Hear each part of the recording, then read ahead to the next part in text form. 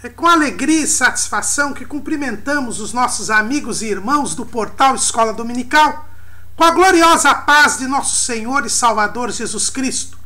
Estamos dando início a mais uma pré-aula, esta ferramenta que o portal Escola Dominical deixa à disposição dos nossos amados irmãos e amigos, para que durante toda a semana os irmãos possam melhor preparar a sua aula da Escola Bíblica Dominical.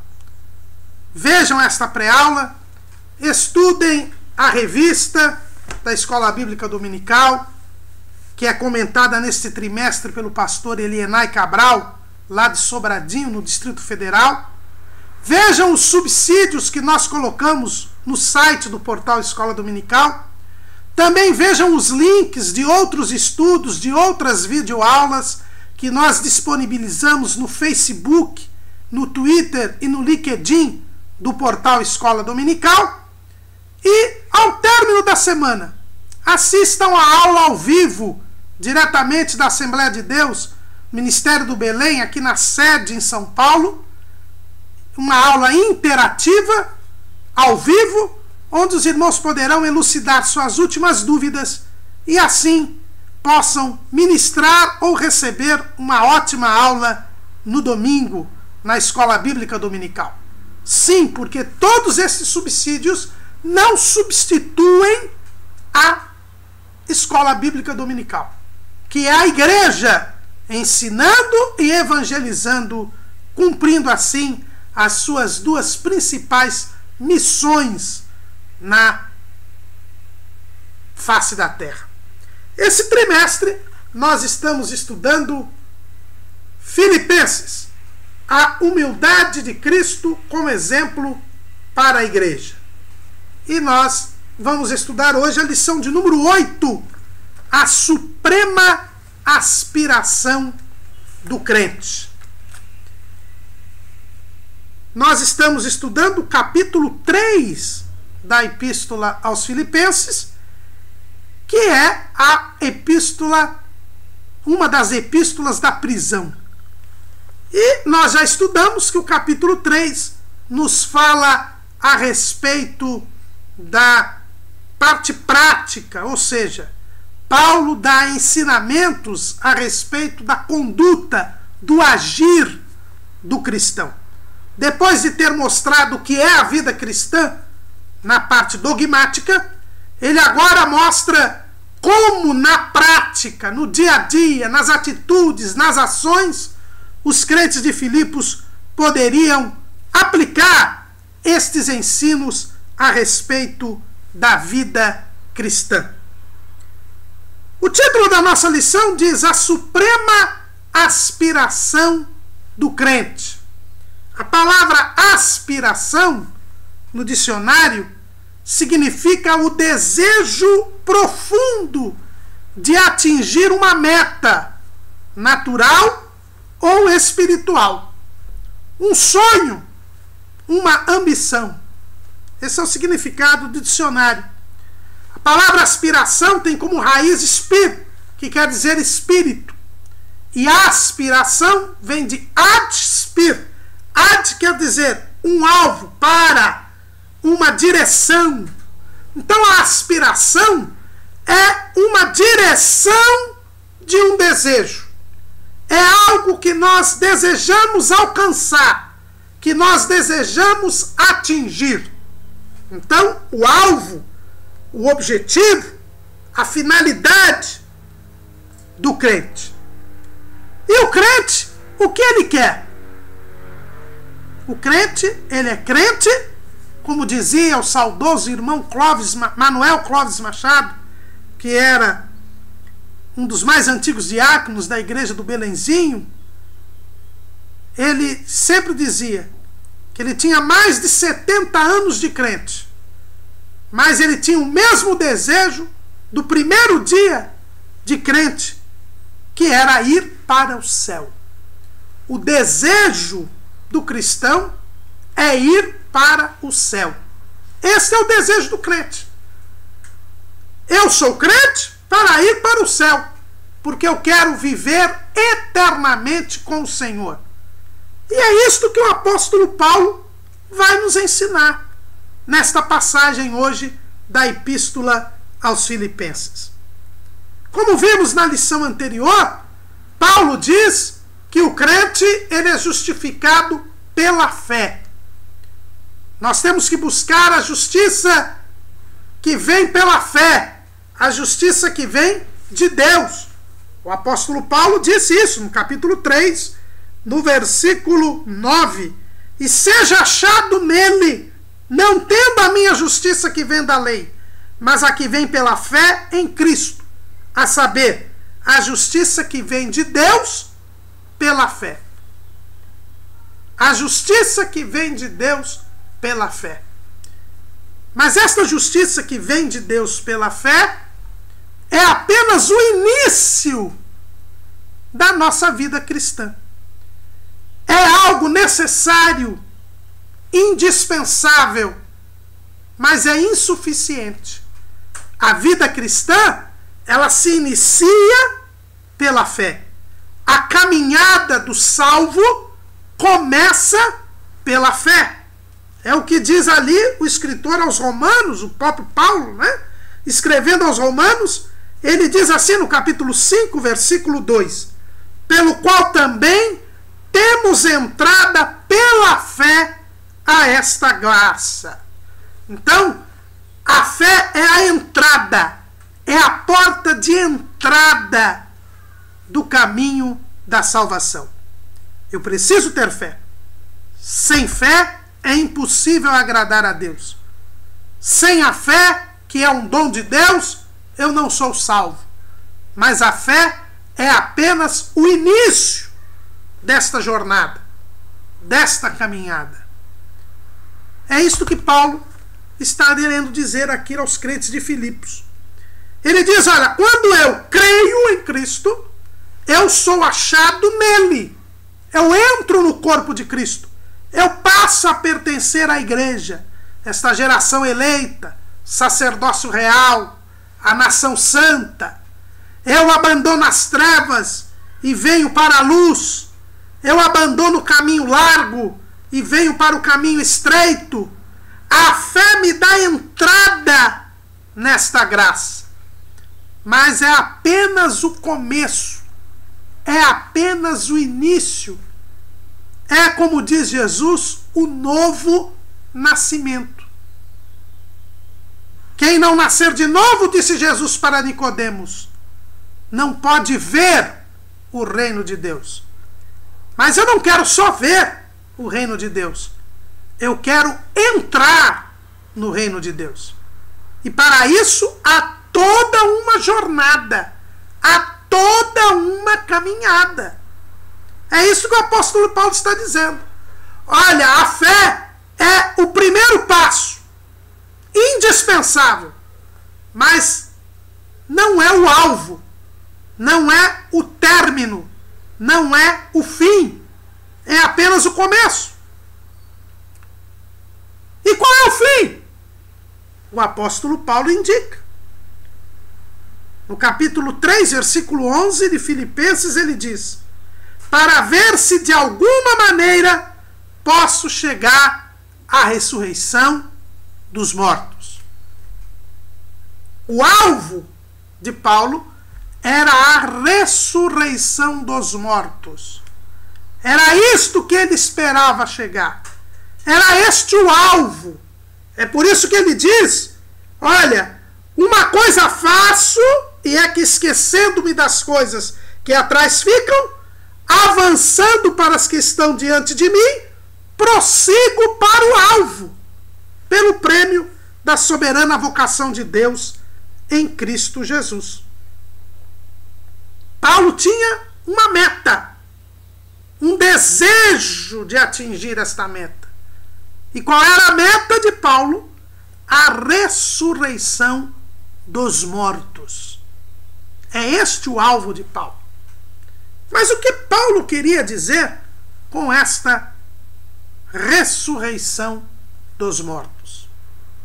Em primeiro lugar, é bom nós lembrarmos o que vimos na aula anterior, que Paulo diz que nós recebemos a justiça que vem pela fé, e vem de Deus, para conhecer a Cristo, a virtude da sua ressurreição, a comunicação das suas aflições, sendo feito conforme a sua morte.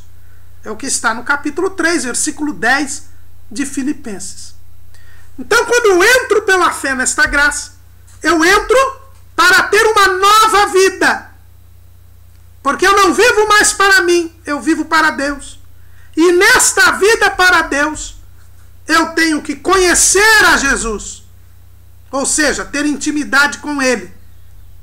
Eu tenho que experimentar o poder da sua ressurreição. Eu tenho que experimentar o poder de Deus na minha vida. Mas eu também tenho de sofrer perseguições. Porque quando eu entro em comunhão com Deus, eu também passo a entrar em comunhão com as aflições de Cristo. Assim como o mundo aborreceu a Deus, também a Jesus, também vai me aborrecer. E neste processo em que eu vou tendo intimidade com Deus, em que eu vou ter intimidade com Cristo, em que eu vou experimentar o seu poder e que vou sofrer perseguições, eu vou ser feito conforme a morte de Cristo. Ou seja, eu vou ficar cada vez mais parecido com Cristo. Eu vou não mais viver, mas Cristo vai viver em mim. É este o caminhar do cristão. Mas este caminhar tem um alvo. E este alvo é chegar à ressurreição dos mortos, diz Paulo. É o livro Peregrino de John Bunyan. Cristão, ele perde o fardo dos seus pecados quando ele se encontra ao pé da cruz no começo da jornada. Mas todo o livro é esta jornada cheia de percalços, de adversidades, de desafios, até ele chegar ao final. E no final do livro, ele chega à cidade celestial. Era este o seu alvo. Desde quando chamado por evangelista cristão no livro Peregrino, ele divisa a cidade santa. Ele vê a luz da cidade. Mas para chegar lá, ele teve de peregrinar. Ele teve de caminhar. É isto que o apóstolo Paulo está dizendo. O nosso alvo é o céu. A nossa suprema aspiração, o nosso desejo é ir para o céu. É isto que nós temos de lutar. É isto que nós temos de perseguir. Ir para o céu. É isto que Paulo está dizendo aos crentes de Filipos. Eu sei que vocês estão abalados pela minha prolongada prisão. Eu sei que Deus ouviu as suas orações e eu vou ser solto e eu vou poder vê-los novamente. Mas o meu objetivo não é ser solto. O meu objetivo não é vê-los novamente. Eu até prefiro ficar aqui ainda durante algum tempo, porque vocês ainda não estão preparados para a minha partida. Mas eu quero que vocês, crentes de Filipos, saibam que o meu alvo não é ficar aqui. Meu alvo não é fundar igrejas. O meu alvo é o céu. E o alvo de vocês também não deve ser a minha soltura. O alvo de vocês também não deve ser eu continuar fundando igrejas. Mas o alvo de vocês também deve ser o céu. O alvo do cristão deve ser a ressurreição dos mortos. Quando Paulo fala da ressurreição dos mortos, ele está falando de algo diferente do que a ressurreição nossa com Cristo. Quando ele escreve aos Colossenses, que é outra carta que ele escreve na prisão, e nós voltamos a insistir com os irmãos que é muito bom nós lermos a carta aos Filipenses em conjunto com as outras cartas da prisão, porque são cartas escritas no mesmo momento da vida de Paulo, em que Paulo então está usado, inspirado pelo Espírito Santo, numa mesma ocasião. Portanto, uma carta acaba explicando a outra. E ele mostra bem isto na carta aos Colossenses, no capítulo 3, os 4 primeiros versículos, nós temos uma explicação daquilo que Paulo escreve aqui aos Filipenses. Leiamos o texto. Portanto, se já ressuscitastes com Cristo, buscai as coisas que são de cima, onde Cristo está assentado à destra de Deus. Pensai nas coisas que são de cima, e não nas que são da terra, porque já estáis mortos, e a vossa vida está escondida com Cristo em Deus. Quando Cristo, que é a nossa vida, se manifestar, então também vós vos manifestareis com Ele em glória. Aqui o apóstolo Paulo distingue bem a ressurreição com Cristo, que é a nossa nova vida em Jesus, da manifestação com Cristo em glória, que é a ressurreição dos mortos, de que ele fala escrevendo aos Filipenses.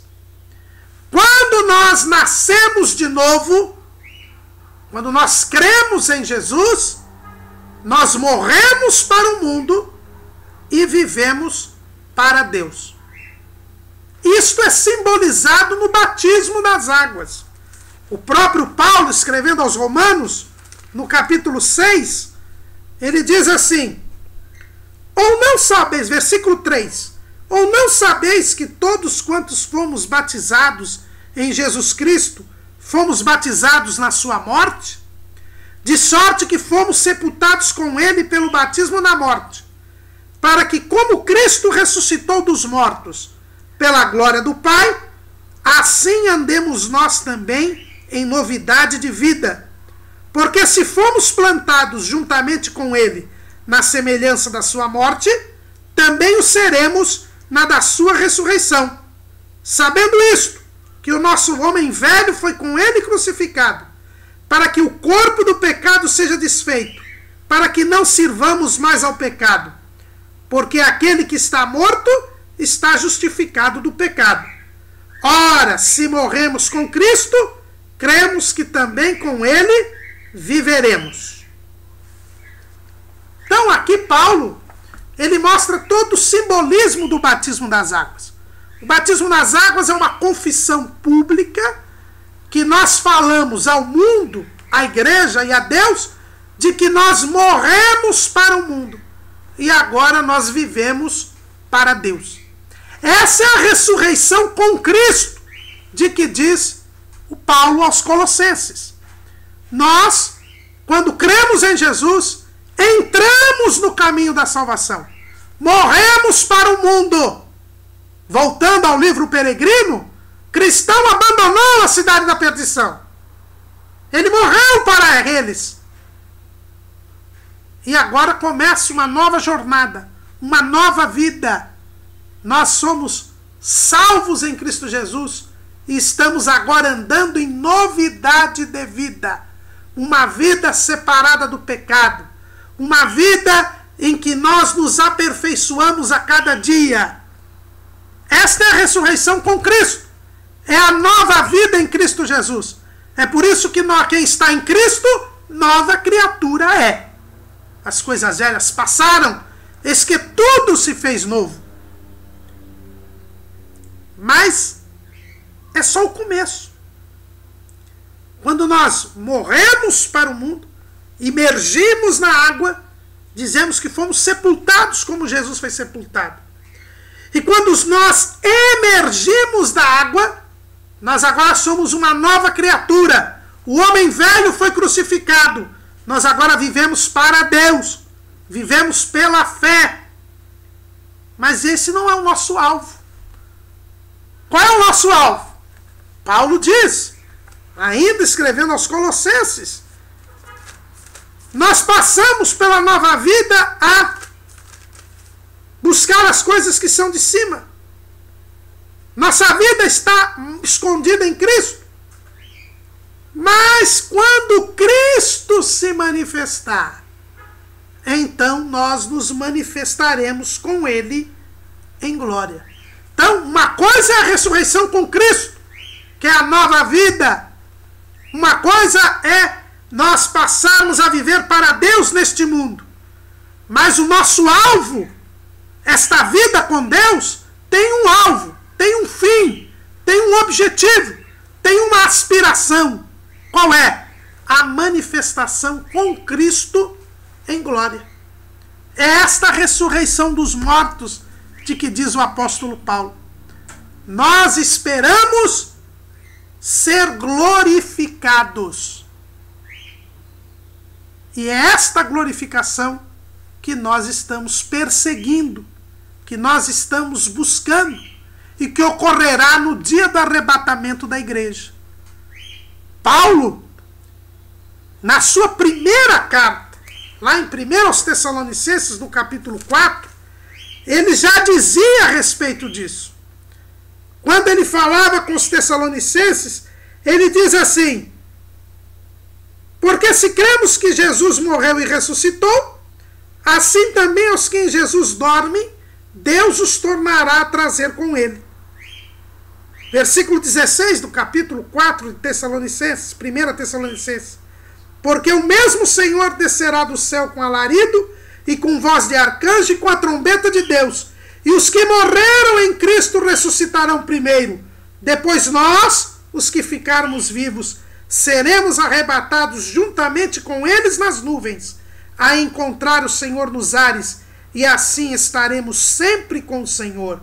Portanto, consolai-vos uns aos outros com estas palavras. Já na sua primeira carta, Paulo mostra que a sua esperança era o arrebatamento da igreja. Era se encontrar com o Senhor nos ares. Ele era crente para aguardar aquele momento em que ele iria se manifestar com Cristo em glória. Se ele já tivesse morrido, ressuscitaria. Se ele estivesse vivo, seria transformado. Quando ele escreveu aos Tessalonicenses, ele se incluiu entre os vivos. Aqui, na Epístola aos Filipenses, provavelmente o Senhor já lhe tenha revelado de que ele morreria antes do retorno de Cristo. E é por isso que ele diz que o seu alvo será a ressurreição dos mortos. Porque ele já sabia, pelo Espírito, que ele haveria de morrer. Não desta vez, porque desta vez ele seria solto. Mas o Espírito Santo já deve ter lhe dito que ele morreria antes de Jesus voltar. E ele então diz: olha, o meu alvo é a ressurreição dos mortos. Eu sou crente e vivo em novidade de vida. Eu morri para o mundo. Eu não peco mais, porque eu não vivo mais para o mundo. Porque eu vivo em novidade de vida.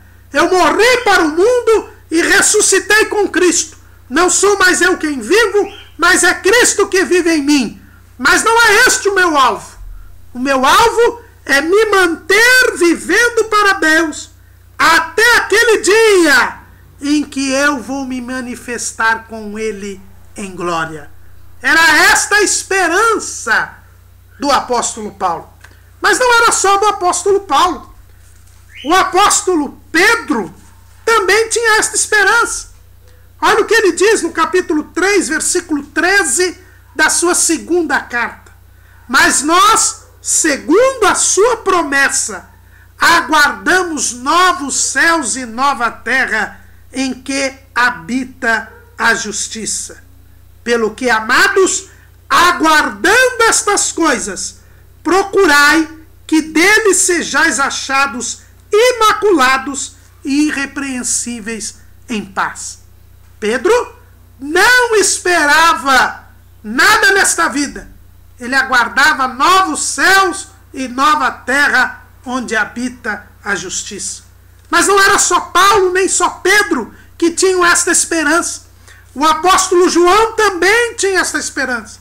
Olha o que ele escreve na sua primeira carta, capítulo 3, versículo 2. Amados, agora somos filhos de Deus, e ainda não é manifestado o que havemos de ser.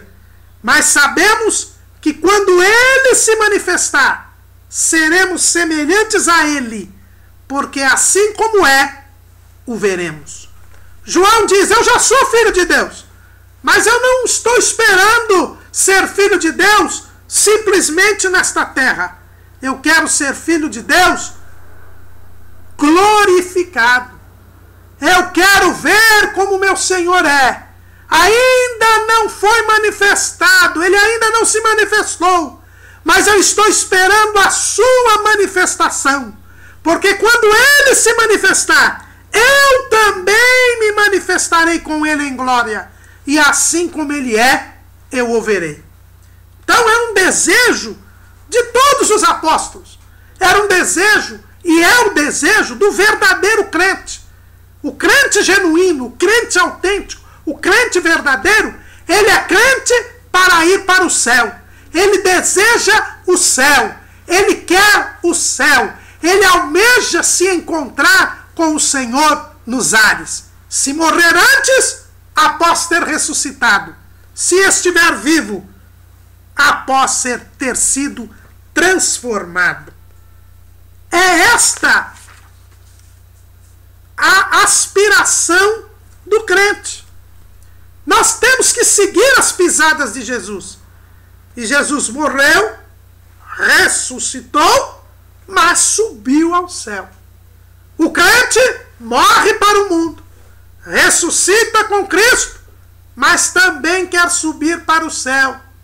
Ele não é crente para ser rico, para ser poderoso, para ter posição, para ter status, para ter proeminência neste mundo. Não. Ele creu em Jesus para morar no céu. É este o anelo do crente genuíno. O pastor Samuel Nistrom, um dos grandes nomes das Assembleias de Deus no Brasil, escreveu um hino, que é o hino 332 da nossa harpa cristã, onde ele mostra este desejo anelante do cristão. Ele diz assim no refrão deste hino: aleluia, para o céu vou caminhando, nada me desanimará. Para o céu eu me vou aproximando, sempre meu Jesus me guiará. Em todo este hino, que tem como título Para o Céu Eu Vou, ele mostra que este é o desejo do cristão. O verdadeiro crente tem que ser como o apóstolo Paulo, querer ir para o céu, desejar ter como alvo a ressurreição dos mortos, ou, se estiver vivo, a transformação no dia em que Jesus voltar para buscar a sua igreja. Nós nascemos de novo, ressuscitamos com Cristo, estamos mortos para o mundo, vivemos para Deus, mas queremos subir ao céu. É este o desejo do cristão. O verdadeiro cristão, o verdadeiro objetivo do crente é ir para o céu. Porque isso é uma bem-aventurança, irmãos. Esta ressurreição dos mortos, de que fala aqui o apóstolo Paulo, é a primeira ressurreição de que fala o apóstolo João. Lá em Apocalipse, capítulo 20, versículo 6, está escrito assim: bem-aventurado e santo aquele que tem parte na primeira ressurreição. Sobre estes não tem poder a segunda morte, mas serão sacerdotes de Deus e de Cristo, e reinarão com ele 1000 anos. Essa primeira ressurreição, que começa com Cristo, passa pela igreja e termina pelos salvos na grande tribulação, é o alvo de todos nós. É o alvo. Paulo diz: prossigo para o alvo. Este é o nosso objetivo. É ir para o céu. Este é o nosso foco. É nos manifestar com Cristo em glória.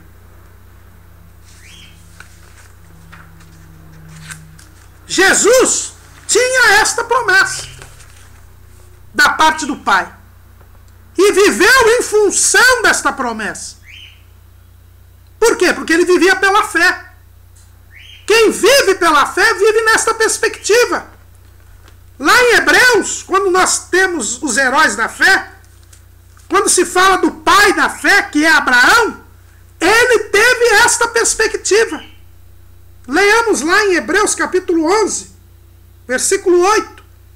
Pela fé Abraão, sendo chamado, obedeceu, indo para um lugar que havia de receber por herança, e saiu sem saber para onde ia.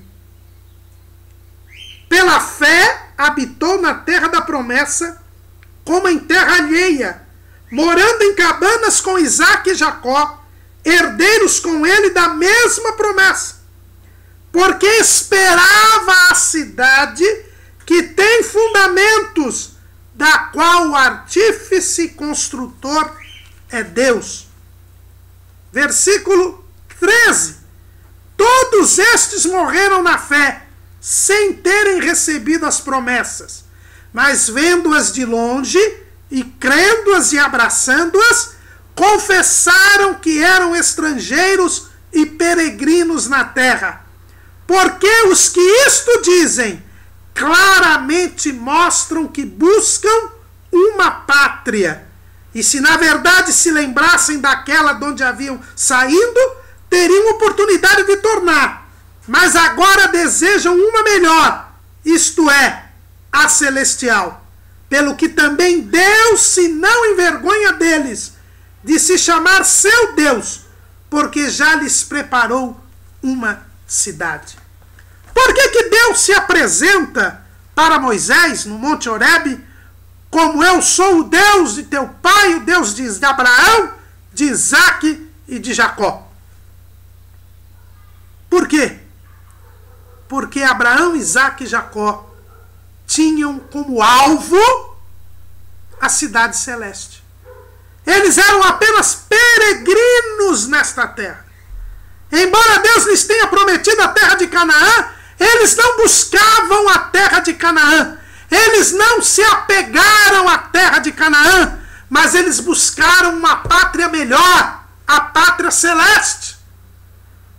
A justiça que vem pela fé nos leva a aspirar, a querer o céu. Quem realmente vive pela fé quer o céu, deseja o céu, aspira ao céu. É o que diz o apóstolo Paulo aos Filipenses. Eles queriam a soltura de Paulo, e Deus ouviu a oração deles, e Paulo seria solto. Mas Paulo diz, vocês não são crentes para querer as bênçãos desta vida. Vocês são crentes para querer e desejar o céu. É o que eu quero. Eu vou ser solto. Eu vou ver vocês de novo. Mas eu quero o céu. O meu alvo é o céu. Eu esqueço as coisas que para trás ficam e almejo o céu. Irmão, irmã, será que nós queremos o céu? Será que é esse o nosso alvo? Se este não for o nosso alvo, nós temos que remodelar toda a nossa vida cristã. Porque ela não existe, na verdade. A vida cristã só existe se nós aspirarmos ao céu.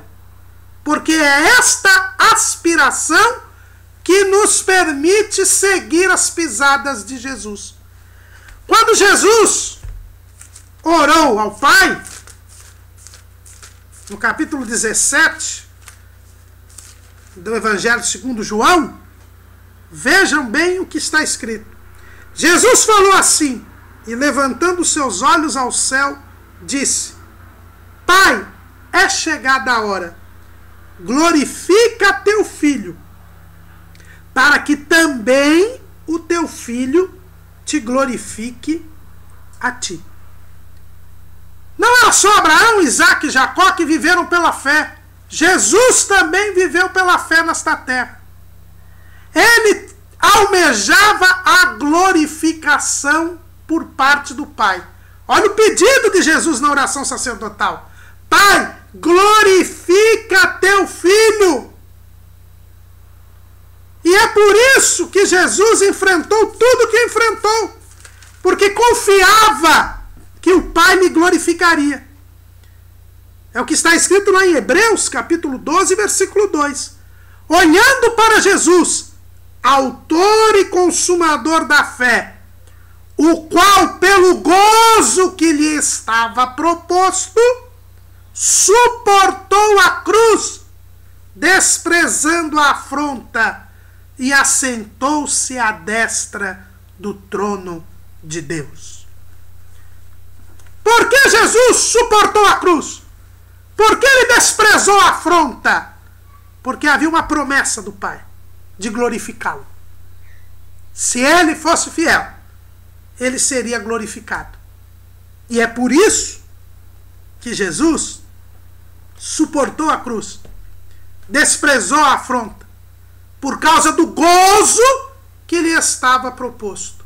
E como ele foi obediente até a morte e morte de cruz, Deus o exaltou soberanamente sobre todo nome, e ele pôde sentar-se à direita do trono de Deus. É esta pisada que nós temos de seguir. Nós também temos de suportar a cruz, desprezar a afronta, para sentarmos à direita do Pai. É esta promessa que Jesus nos deixou. Pedro disse, segundo a sua promessa, aguardamos novos céus e nova terra em que habita a justiça.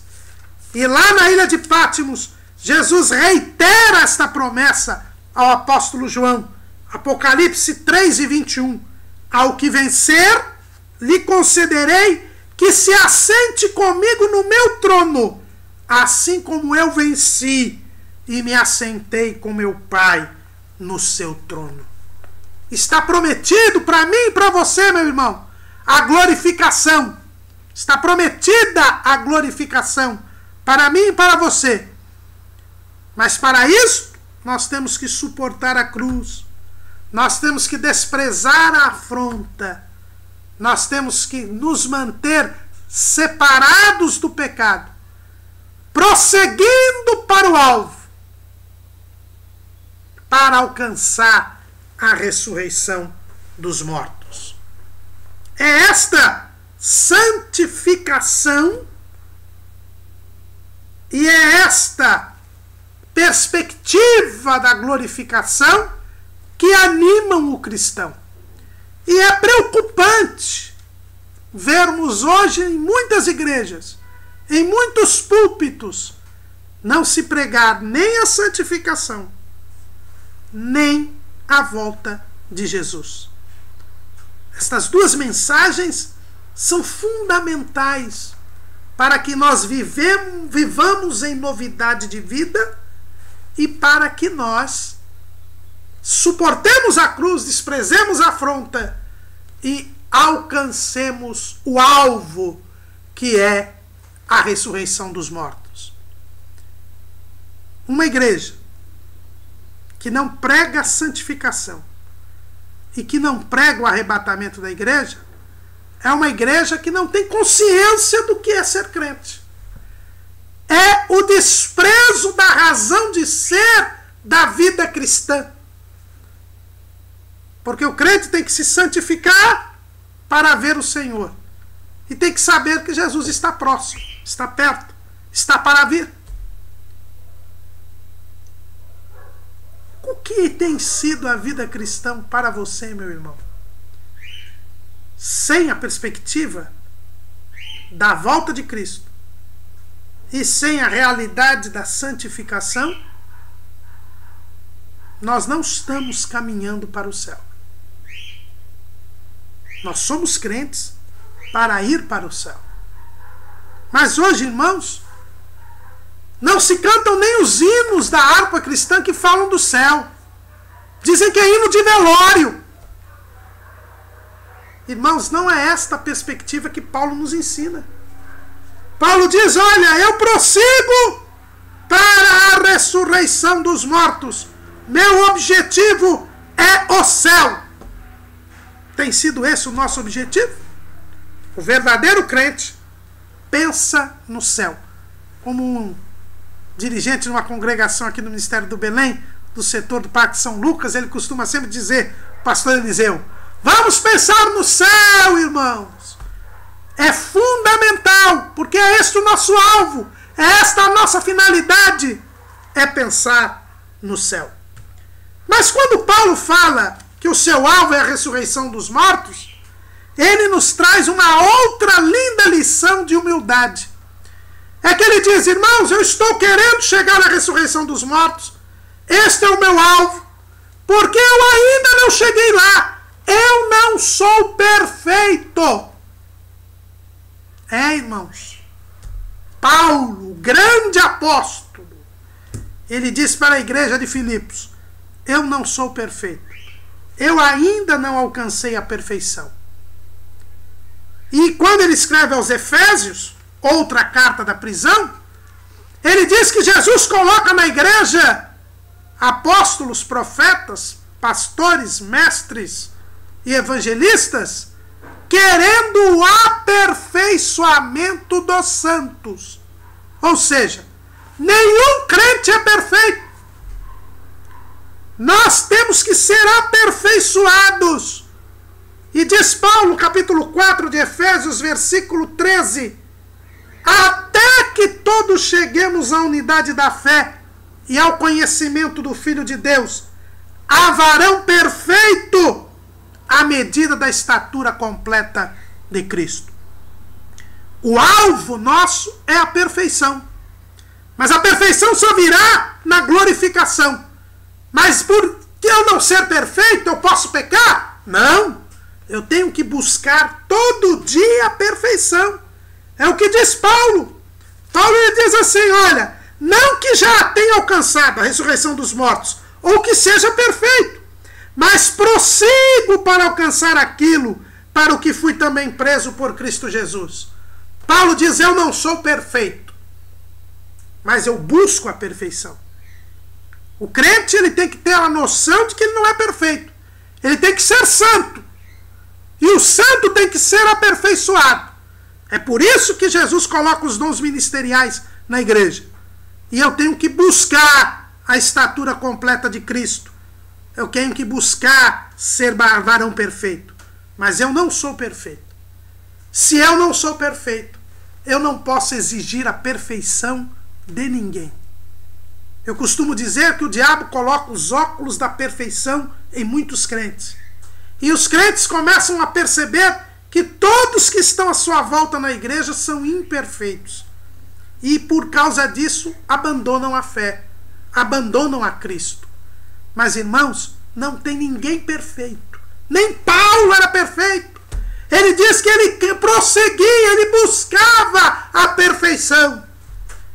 Eu e você não somos perfeitos, mas temos que buscar a perfeição na santificação. Quem é justo, faça justiça ainda. Quem é santo, seja santificado ainda. Eu vou cada dia buscando a perfeição, buscando não mais viver, mas Cristo viver em mim. E assim eu vou atingir, no dia da glorificação, a estatura completa de Cristo, a estatura de varão perfeito. Nós temos que nos aperfeiçoar. Nós temos que buscar a perfeição. Ninguém é perfeito. Ninguém pode exigir a perfeição de ninguém. Mas temos que agir como Paulo. Paulo dizia, eu não sou perfeito, mas eu espero alcançar a perfeição. E como que Paulo tinha certeza que ele ia alcançar a perfeição? Porque ele se considerava preso por Cristo Jesus. Ou seja, ele fazia única e exclusivamente a vontade de Deus. É por isso que ele diz aos Gálatas que não mais ele vivia, mas era Cristo que vivia nele. E a vida que ele vivia na carne, vivia na fé do Filho de Deus, que me amou e se entregou por mim. Então, nós vemos, como ele diz lá em Gálatas 2:20, que buscar a perfeição é viver na terra, na carne, a fé do Filho de Deus. E como era a fé do Filho de Deus? Era uma vida de amor e de entrega por nós. Nós também temos de viver uma vida de amor. Como é que nós provamos o nosso amor? Jesus nos diz, lá em João capítulo 14, versículo 23. Ele diz assim, Jesus respondeu e disse, se alguém me ama, guardará a minha palavra, e meu Pai o amará, e viremos para ele, e faremos nele morada. Então esta vida na fé do Filho de Deus é uma vida de amor. E amor é uma vida de obediência. Foi o que fez Jesus. Jesus nos amou e fez a vontade do Pai. Ele dizia que a sua comida era a vontade do Pai. Jesus veio fazer a vontade do Pai. Por isso ele alcançou a glorificação. Nós, para buscarmos a perfeição, temos de fazer a vontade de Deus. Temos de fazer a vontade de Cristo. Era o que Paulo estava fazendo. Ele estava preso fazendo a vontade de Deus. Jesus disse, importa que você pregue de mim em Roma, assim como você pregou em Jerusalém. Então Paulo estava preso, não pelo imperador romano, mas preso por Cristo Jesus. Ele estava ali pregando o evangelho em Roma, cumprindo a vontade de Cristo. Nós também nos aperfeiçoaremos cumprindo a vontade de Cristo. Foi o que Jesus disse lá na oração sacerdotal. Eu te glorifiquei na terra, tendo consumado a obra que me deste a fazer. João 17:4. Jesus, na terra, ele glorificou ao Pai. Ele fez a vontade do Pai. A sua comida era fazer a vontade do Pai. Nós lemos isto lá no Evangelho segundo João, capítulo 4, versículo 34. Jesus disse-lhes, a minha comida é fazer a vontade daquele que me enviou e realizar a sua obra. Nós estamos aqui vivendo a vida do Filho, na fé do Filho de Deus. Então nós temos que ter uma vida de amor, uma vida de obediência, cumprir a palavra de Deus e nos entregarmos ao Senhor. Assim como Jesus se entregou por nós, nós temos que nos entregar a Ele, fazendo-lhe a vontade, glorificando a Ele aqui na terra. É por isso que o crente que pensa no céu, ele não se desprende das coisas da terra, no sentido de que ele não é um alienado. Não. Porque existem muitos hoje que dizem, não, o crente é um alienado. O cristão é alienado porque ele pensa no céu e esquece da terra. Não, nós não nos esquecemos da terra. Jesus na terra glorificou ao Pai, consumando a obra que ele recebeu. Nós também glorificamos ao Pai, realizando as obras que ele nos manda fazer aqui. Paulo não era um alienado. Ele almejava o céu, mas ele fazia a obra que Deus lhe havia mandado fazer. E esta obra tem de ser feita hoje. O tempo de Deus é hoje. O escritor aos Hebreus, ele escreve isso em Hebreus capítulo 4, versículo 7. Determina outra vez um certo dia, hoje, dizendo por Davi, muito tempo depois, como está dito, hoje se ouvirdes a sua voz, não endureçais os vossos corações. O crente que almeja o céu, sabe que vai para o céu fazendo a vontade de Deus. Está preso por Cristo Jesus. E por isso, ele busca a perfeição. Faz a vontade de Deus. guarda a palavra e é atento à voz do Senhor, hoje, ele não endurece o seu coração para Deus. Ele faz o que Deus quer. Porque ele sabe que quem não fizer o que Deus quer não alcançará a ressurreição dos mortos. Era esse sentimento que Paulo tinha. E era este sentimento que Paulo queria que a igreja tivesse. Ele mesmo diz: olha,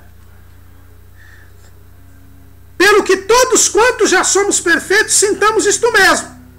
E se sentis alguma coisa de outra maneira, também Deus vô-lo revelará.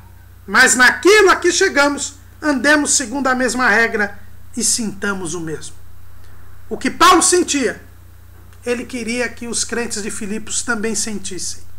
E nós vemos que não era só Paulo que sentia. Pedro sentia, João sentia.